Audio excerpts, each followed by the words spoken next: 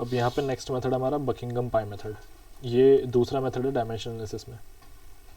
ये मेथड तब यूज़ होता है जब हमारे पास में बहुत सारे डायमेंशनल वेरिएबल्स होते हैं, ठीक है। तो जैसे कि आप यहाँ पे देख पा रहे हैं, मैंने मेंशन किया हुआ, this theorem states that if there are n dimensional variable involved in a phenomena which can completely described by m fundamental quantities, then the relationship between them is given by n minus m terms known as pi terms। अब ये क्या चीज़ है, अब ये चीज़ के बारे में बताता हूँ मैं। यहाँ पे मान लो आपके पास में n बहुत सारे वेरिएबल्स हैं, ठीक है। जैसे कि एग्जांपल के तौर पर ले लो, वेलोसिटी हो गया, डायमीटर हो गया, ठीक है, ऐसे ऐसे करके बहुत सारे हो गए, n नंबर्स हो गए आपके, ठीक है। अब क्या है कि यहाँ पे आपके पास में फंडामेंटल क्वांटिटीज़ कितनी है, देखो एक फंडामेंटल क्वांटिटी आपके पास में यहाँ पे होंगी और वो होंगी हमेशा 3। कितनी होंगी? 3 होंगी। तो अब हम करते क्या है, ये जो 3 वैल्यू है इसको हम m के इक्वल रखते हैं और ये जो हमारे पास में n नंबर ऑफ वेरिएबल्स हैं वो n के बराबर होते हैं। तो ये वही यहाँ पे कह रहा है कि ये m फंडामेंटल क्वांटिटीज़ हैं आपके पास में जिनकी वैल्यू होती है 3, ठीक है। अभी आगे और क्या कह रहा है, ये कह रहा है कि यहाँ अब कुछ टर्म्स हो जाती हैं। टर्म्स क्या हो जाती हैं? n माइनस m टर्म्स हो जाती हैं, जिनको हम क्या कहते हैं?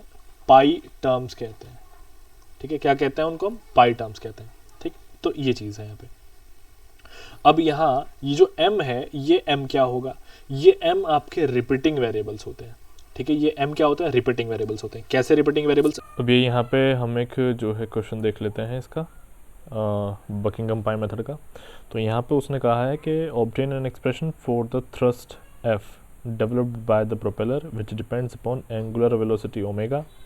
यहाँ पे इसने कहा ये रहा थ्रस्ट फोर्स है हमारा, ठीक है। वो किस पर डिपेंड कर रहा है? एंगुलर वेलोसिटी ओमेगा पर डिपेंड कर रहा है। आगे एक वेलोसिटी v है उस पर डिपेंड कर रहा है। देन आगे एक डायनामिक विस्कोसिटी है उस पर डिपेंड कर रहा है। फिर ऐसे डेंसिटी है, फिर प्रोपेलर का डायमीटर है, ठीक है। Compressibility measured by the, and ये आगे क्या है? And the compressibility of the medium measured by the local velocity. अच्छा, ठीक है। वेलोसिटी ऑफ साउंड पर डिपेंड कर रहा है। तो ये कुछ फैक्टर्स हैं जिन पे हमारा क्या डिपेंड कर रहा है, हमारा जो थ्रस्ट है या फिर जो हमारा कह सकते हैं हमारा जो फोर्स है वो डिपेंड कर रहा है ये सब फैक्टर्स पे, ठीक है। तो यानी कि एक तरीके से डायरेक्टली प्रोपोर्शनल हो गया किस किस चीज़ पे, तो वो यहाँ पे हम लिख लेते हैं ओमेगा पे प्रोपोर्शनल है, ठीक है। और हमारे वेलोसिटी v पे प्रोपोर्शनल है, हमारे विस्कोसिटी पे प्रोपोर्शनल है, हमारे डेंसिटी पे प्रोपोर्शनल है, फिलहाल प्रोपोर्शनल है, ठीक है। एंड ऐसे ही डायमीटर पे प्रोपोर्शनल है और ऐसे c जो हमारा वेलोसिटी ऑफ साउंड है उस पर प्रोपोर्शनल है, ठीक है। तो इन सब चीज़ों पे वो क्या है? प्रोपोर्शनल है। अब इसमें अब यहाँ पे तो जैसे कि मैंने बताया था, अब हम यहाँ पे क्या करेंगे, इसको एक फंक्शन की तरह से लिख लेंगे। यहाँ पे एक ऐसा मैं फंक्शन यहाँ पे ले लेता हूँ, ठीक है। और यहाँ पे हो जाएगा ओमेगा, यहाँ पे v, यहाँ पे म्यू, यहाँ पे रो, यहाँ पे d और यहाँ पे c, ये सब हो गए हैं, ठीक है। तो अब यहाँ पे मुझे क्या करना है, मुझे यहाँ पे अब सबसे पहले जो स्टेप 1 है मुझे काउंट करना है वेरिएबल्स मेरे यहाँ पे कितने हैं, ठीक है। तो स्टेप 1 जो है मेरा वो क्या है कि यहाँ पे काउंट n वेरिएबल्स। तो मुझे वो n की जो वैल्यू है वो निकालनी है सबसे पहले, ठीक है। तो अब उसको काउंट कर लेते हैं हम। वो कैसे काउंट करेंगे? तो बहुतों को क्या होता है ना कि एक डाउट रहता है। कैसा डाउट रहता है कि भैया ये जो राइट साइड में जो अपने इंडिपेंडेंट वेरिएबल्स हैं, जैसे कि ये और ये, कि सिर्फ यही काउंट करने हैं या फिर ये जो इंडिपेंडेंट एक वेरिएबल है ये भी काउंट करना है? तो इसमें हमें ना सबको काउंट करना होता है, यानी कि जो हमारा डिपेंडेंट और इंडिपेंडेंट वेरिएबल सभी को काउंट करना है। तो यहाँ पे हमारे टोटल वेरिएबल्स कितने हो जाएंगे? अब काउंट करें तो 7 हो जाएंगे, ठीक है। तो काउंट n वेरिएबल्स, तो ये n की वैल्यू जो है हमारे पास में हो गई कितनी? 7। तो n इक्वल्स टू यहाँ पे 7 आ गया, ठीक है। देन हमारा नेक्स्ट स्टेप क्या होगा? देखो स्टेप 2 है। स्टेप 2 में मैंने आप लोगों को बताया था कि फंडामेंटल जो हमारी क्वान्टिटीज़ है वो काउंट करेंगे। तो m फंडामेंटल क्वान्टिटीज़ है हमारी, अब वो कितनी है? उसकी वैल्यू है 3। m फंडामेंटल क्वांटिटीज़ कितनी है? 3। तो अब यहाँ पे m की वैल्यू हो जाएगी 3, ठीक है। तो अब इसके बाद में हम नेक्स्ट क्या करेंगे अपना, अब हम यहाँ पे नेक्स्ट अपना स्टेप करेंगे स्टेप 3। तो स्टेप 3 यहाँ पे हमारा होगा कि हमें क्या निकालना है, यानी कि एक तरीके से m की वैल्यू क्या हो गई? 3 है ना। तो ये रिपीटिंग वेरिएबल्स है हमारे, ठीक है। ये है रिपीटिंग वेरिएबल, ये याद रखना, रिपीट होंगे ये रिपीटिंग वेरिएबल। अभी हम चूज़ करेंगे, वो बताऊंगा चूज़ करना। तो अभी यहाँ पे नंबर ऑफ़ पाई टर्म्स निकाल लेते हैं। तो नंबर ऑफ़ पाई टर्म्स, अब वो कितनी होंगी? अब वो कैसे निकाली जाती हैं?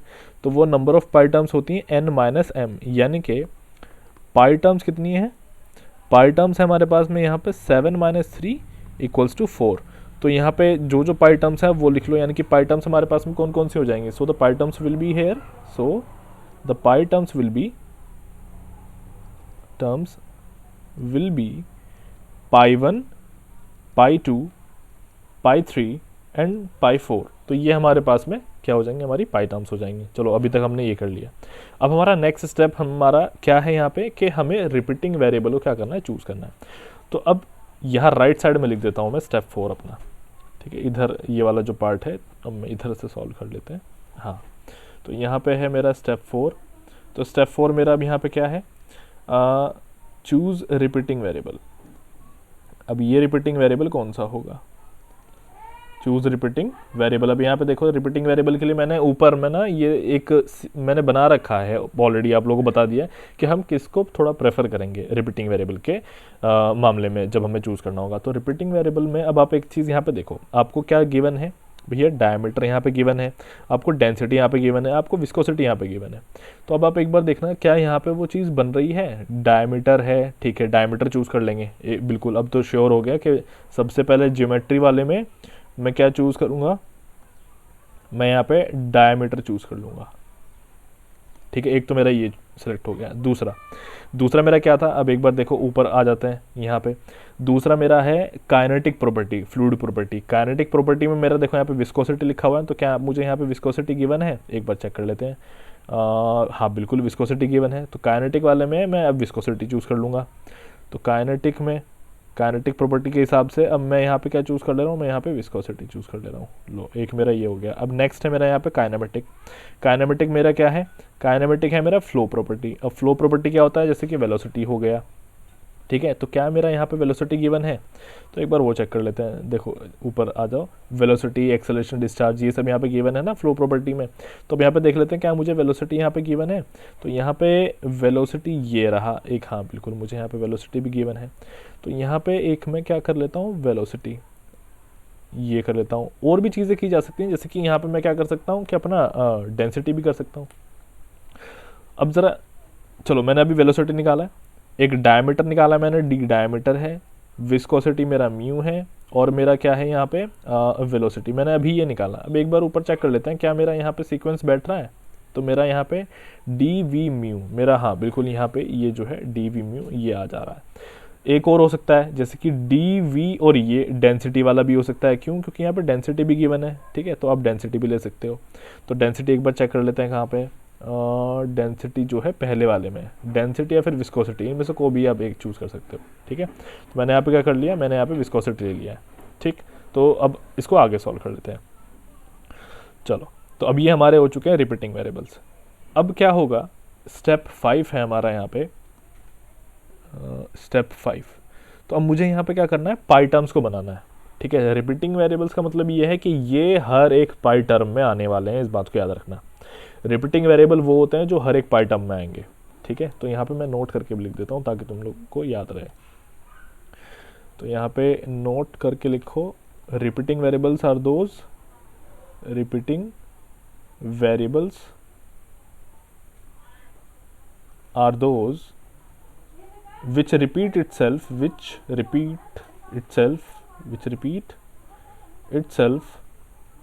या फिर themselves in every pi term.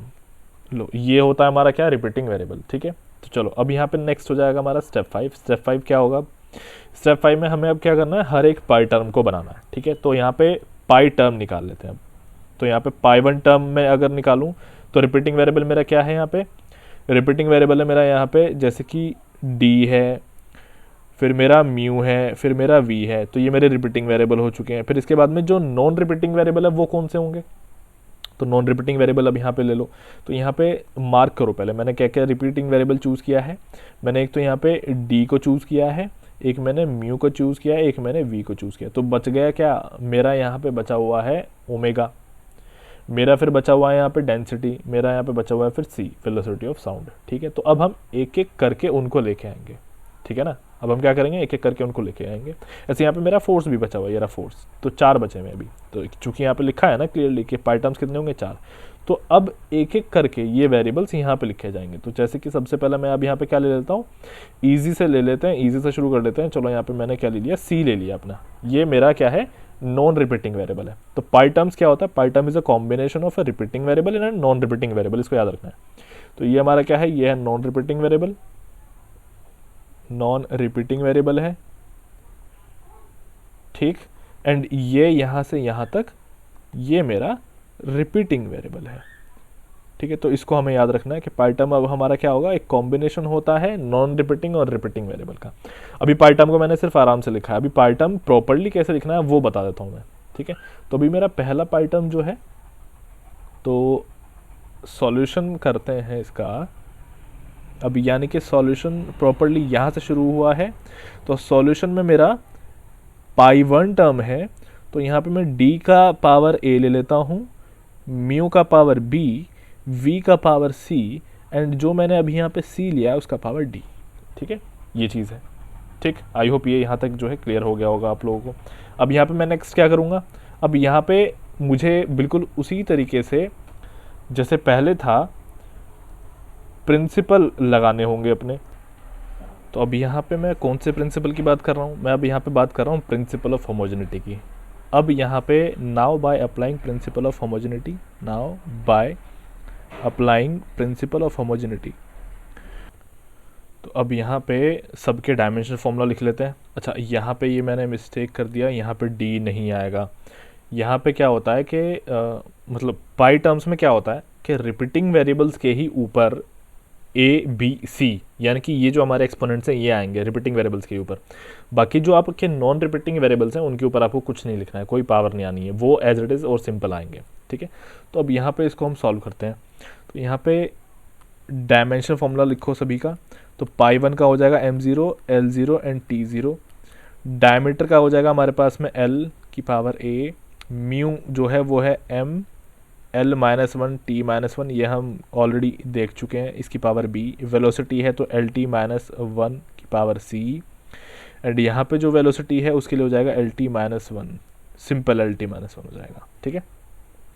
अब इसको सारे को सॉल्व करो। तो m0 l0 t0 equals to जितना भी m वाला पार्ट है वो एक साथ कर लो। तो m की पावर यहाँ पे हो जाएगा b, ये m की पावर हो जाएगा यहाँ पे b, l की पावर यहाँ पे हो जाएगा -b plus a plus c plus 1, ये हो चुका है। और t की पावर अगर मैं देखूँ तो t की पावर यहाँ पे हो जाएगा -b -c एंड -1, ये हो चुका है, ठीक है।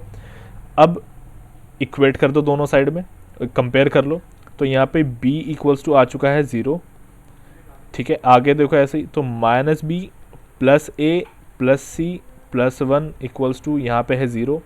ऐसे यहाँ पे -b -c -1 इक्वल्स टू 0 है। तो ये वाला जो पार्ट है यहाँ पे ये 0 हो चुका है, ठीक है। और ये वाला पार्ट जो है यहाँ से हमें क्या मिल जाएगा, b plus c equals to -1 मुझे यहाँ पे मिल जाएगा, ठीक है। अब चलो एक मुझे यहाँ पे ये मिल चुका है। अब यहाँ पे इस वाले में देख लो, तो a प्लस सी यहाँ पे आ चुका है मेरे पास में कितना, -1 आ चुका है, a plus C equals to -1। तो अब अगर मैं इसको सॉल्व करूँ तो यहाँ पे आप देख रहे हो b का वैल्यू हो जाएगा 0, तो c इक्वल्स टू यहाँ पे आ जाएगा मेरे पास में -1। अब ये c का वैल्यू जो -1 है इसको मैं यहाँ पे पुट कर देता हूँ। तो c का वैल्यू जो मैंने -1 यहाँ पे पुट किया, तो a इक्वल्स टू यहाँ पे आ चुका है 0। तो ये यहाँ पे मेरे पास में वैल्यूज़ आई हैं। तो इस तरीके से मेरे पास में जो पाई टर्म है वो देख लो, पाई वन टर्म क्या बन जाएगा, तो पाई वन इक्वल्स टू डी की पावर a है ना यहाँ पे, तो d की पावर a कितनी है, ये 0। ऐसे ही यहाँ पे म्यू की पावर कितनी है b, और b का वैल्यू कितना है वो भी 0 आया है। ऐसे ही यहाँ पे v का वैल्यू कितना है ऊपर -1, और c एज इट इज़। तो हमारे पास में एक पाई वन टर्म जो आया है वो आ गया है c/v। तो एक पाई वन टर्म मैं यहाँ पे निकाल चुका हूँ। अब ऐसे ही मैं क्या करूँगा, पाई टू टर्म भी यहाँ पे निकाल लूँगा मैं। अब यहाँ पे हम अपना निकाल लेते हैं पाई टू टर्म। अच्छा, मैं आप लोगों को एक चीज़ और बता दूँ कि अगर आप लोग मान लो कि आपने रिपीटिंग वेरिएबल जो है वो थोड़ा सा चेंज किया, चेंज करने का मतलब जैसे कि मैं आपको यहाँ पे बता दूँ, मैंने यहाँ पे क्या लिया है, मैंने यहाँ पे विस्कोसिटी लिया हुआ है। मैं यहाँ पे अगर डेंसिटी ले लेता, था ना हमारे पास में ऑप्शन कि हम यहाँ पे डेंसिटी भी ले सकते थे। देखो ज़रा, हमारे पास डेंसिटी और विस्कोसिटी थे, तो मैंने यहाँ पे क्या लिया, विस्कोसिटी ले लिया। अगर आप डेंसिटी ले लेते तो क्या होता, तो यहाँ पे आपका पाई वन जो है वो कुछ और टर्म आ जाता, ठीक है। लेकिन अभी देखो पाई वन कितना है तुम्हारा, c/v आया है, तो पाई वन तुम्हारा कुछ और आ जाता। होता क्या है कि जो तुम्हारी टर्म्स है ना, जैसे कि सी अपॉन वी या फिर आगे कुछ और आएगा, वो सेम रहेंगे, बस नंबरिंग इधर उधर हो जाती है। जैसे कि ये सी अपॉन वी यहाँ पे पहले नंबर पे आया, इस बार पाई 1 के साथ है। तुमने अगर सपोज करो कि रिपीटिंग वेरिएबल चेंज करके विस्कोसिटी की जगह पे डेंसिटी ले लिया होता, तो मे बी ऐसा होता कि जो सी अपॉन वी है ये पाई 1 के साथ ना आके पाई 2 के साथ आ जाता या पाई 3 के साथ आ जाता। तो सब चीज़ मैं तुम्हें बता करके चल रहा हूँ, इसमें टेंशन वाली कोई बात नहीं, घबराना नहीं है अगर तुम्हारे मन में इस तरह के कुछ डाउट्स अगर आ रहे हो तो अब यहाँ पे मैं क्या कर लेता हूँ, पाई 2 टर्म को सॉल्व कर लेता हूँ। तो यहाँ पे जब मैं पाई 2 को सॉल्व करूँगा, पाई 2 के लिए देखो, तो पाई 2 मेरा यहाँ पे कैसे बनेगा। तो पाई 2 के लिए अब मैं अपना नेक्स्ट रिपीटिंग वेरिएबल तो मुझे पता ही है, नॉन रिपीटिंग वेरिएबल मैं देख लेता हूँ। तो नॉन रिपीटिंग वेरिएबल में मैंने भी क्या लिया था, मैंने सी लिया था। अब मैं नॉन रिपीटिंग वेरिएबल में अपना डेंसिटी ले लेता हूँ। तो यहाँ पे अब नॉन रिपीटिंग वेरिएबल में डेंसिटी लेता हूँ, तो पाई 2 बनाते हैं। अब पाई 2 मेरे पास में यहाँ पे कितना होगा, डी की पावर ए, उसी तरीके से सिंपल है, डी की पावर ए, म्यू की पावर बी, वी की पावर सी, एंड यहाँ पे हो गया इस बार डेंसिटी। तो अब मुझे इसको सॉल्व करना है। तो यहाँ पे फटाफट से इसको लिख लेते हैं, यहाँ पे m0 L0 and T0। Diameter हो जाएगा यहाँ पे L की पावर A, यहाँ पे हो जाएगा m L minus 1 T minus 1, इसकी पावर हो जाएगी यहाँ पे B, ठीक है। और यहाँ पे V हमारा क्या है, LT माइनस 1, यहाँ पे हो जाएगा मेरा C। डेंसिटी मेरे पास में क्या, यहाँ पे डेंसिटी क्या होता है, मास अपॉन वॉल्यूम, यानी कि मास के लिए हो जाता है m, वॉल्यूम के लिए हो जाता है L माइनस 3, ये हो जाएगा, ठीक है। अब सबको सॉल्व कर लो, यानी कि m वाले सारे एक साथ और L वाले सारे एक साथ कर लेंगे और सबको सॉल्व करेंगे। तो यहाँ पे एक मेरे पास में m की पावर b और यहाँ पे +1 हो जाएगा, क्योंकि यहाँ पे तो 1 है ना, कुछ भी पावर नहीं है तो यहाँ पे तो 1 हो जाएगा, ठीक है। ऐसे ही अब L को ले लो साथ में, तो L की पावर यहाँ पे हो जाएगा a minus B plus C minus 3। अब T की पावर ले लो, तो T का यहाँ पे हो जाएगा कितना, माइनस बी माइनस सी, लो इतना हो चुका है। अब जब मैं इसको कंपेयर करूंगा तो कंपेयर करने के बाद मुझे क्या मिल जाएगा, आफ्टर कंपेयरिंग, तो यहाँ पे आफ्टर कंपेयरिंग मुझे क्या मिलेगा, अब देख लो, आफ्टर कंपेयरिंग तो मुझे क्या क्या चीज़ें मिलेंगी, क्या क्या वैल्यूज़ मिलने वाली हैं, तो वो देख लेते हैं। अब मुझे यहाँ पे साफ साफ मिल रहा है कि b+1 इक्वल्स टू 0 है, यानी कि b इक्वल्स टू -1 है। तो एक वैल्यू मेरे पास में ये आ चुकी है b की, ठीक है। नेक्स्ट अब देख लेते हैं, तो यहाँ पे a minus B plus C minus 3 equals to 0 है।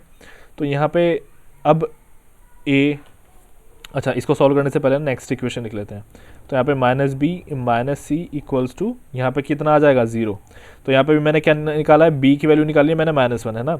तो यहाँ पे मुझे क्या दिख रहा है कि भैया c equals to minus B आ रहा है, तो c इक्वल्स टू यहाँ पे -1 हो जाएगा, तो फिर यहाँ पे c का वैल्यू हो जाएगा 1। तो लो एक वैल्यू मेरे पास यहाँ आ चुकी है। तो अब यहाँ पे वैल्यूज पुट कर देते हैं। तो b का वैल्यू पुट किया तो ये हो गया, c का वैल्यू पुट किया तो ये हो गया, और ये -3 इक्वल्स टू 0। तो यानी कि a अब मेरे पास में यहाँ पे कितना आ चुका है, मेरे पास में यहाँ a आ जाएगा, अब ये सारा इधर करोगे सॉल्व तो a भी आ जाएगा यहाँ पे 1। तो यहाँ पे ये सब वैल्यूज़ अब जब मैं पुट करूँगा तो मुझे यहाँ पे मेरा पाई 2 टर्म मिल जाएगा, कितना, पाई 2 इक्वल्स टू डी की पावर कितनी आ रही है a, तो d एज इट इज़ रहेगा यहाँ पे। म्यू की पावर कितनी आ रही है यहाँ पे, म्यू आ रहा है a, सॉरी म्यू b है, तो b आया है -1, तो यहाँ पे -1। ऐसे ही v की पावर यहाँ पे 1 है, तो उसको छोड़ देते हैं अभी।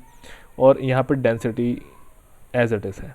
तो पाई 2 मेरे पास यहाँ पे कितना आ चुका है, पाई 2 मेरे पास यहाँ आ चुका है डी वी रो अपॉन में म्यू। तो लो मेरे पास में पाई 2 ये आ गया, ठीक है, ये है। उसी तरीके से हम पाई 3 टर्म को भी सॉल्व कर लेंगे। अब मैं यहाँ पे पाई 3 के लिए बना देता हूँ। तो पाई 3 के लिए यहाँ पे मेरा कितना हो जाएगा, पाई 3 के लिए मेरा होगा पाई 3 इक्वल्स टू डी की पावर a, म्यू की पावर b, v की पावर c। अब यहाँ पे मैं क्या ले लेता हूँ, ओमेगा ले लेता हूँ, ठीक है। अब मैंने यहाँ पे क्या कर लिया, मैंने यहाँ पे ओमेगा ले लिया। चलो अब कुछ जो डायमेंशन फॉर्मूले हैं वो आप लोगों को पता होने चाहिए। जैसे कि ओमेगा है, ओमेगा का जो डायमेंशन फॉर्मूला होता है वो होता है t-1 होता है। तो मैं डायरेक्टली यहाँ पे क्या कर ले रहा हूँ, अब देखो मैंने आपको 2 बता दिए, पाई 1 बता दिया, पाई 2 बता दिया। अब जो बाकी के 2 रहेंगे जैसे कि पाई 3 और पाई 4 वो आप निकालोगे खुद से, ठीक है। मैं आंसर यहाँ पे लिख देता हूँ। तो पाई 3 यहाँ पे आपका आएगा क्या, तो पाई 3 यहाँ पे आपका आने वाला है, जस्ट अ सेकेंड, ओमेगा वाला है। तो यहाँ पे डी वीरो, एक सेकेंड,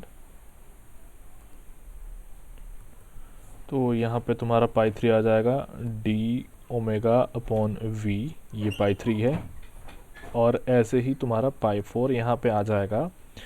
पाई 4 है F upon mu V square, ये हो जाएगा। ठीक है, तो अब क्या है, देखो यहाँ पे पाई 4 जो तुम्हारा वैल्यू आया है, इस पाई 4 वैल्यू में तुम देख रहे होंगे कि एफ आया हुआ है।